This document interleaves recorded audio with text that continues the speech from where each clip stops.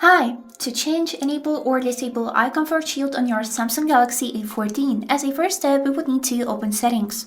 Then go to the tab which is named display, and here we can immediately see the eye comfort shield setting.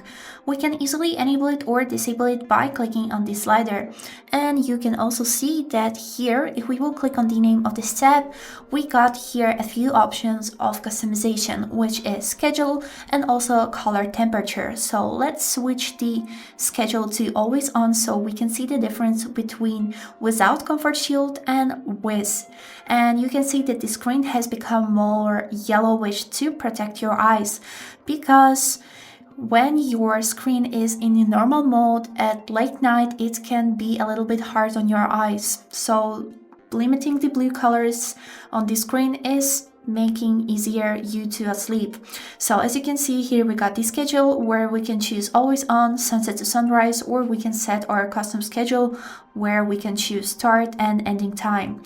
And also here we got color temperature, which we can adjust by ourselves. So let's switch back to always on, and here if we will move this slider, you can see that to the left side the screen is normal, and to the right side it's becoming more yellowish and it's reducing more blue.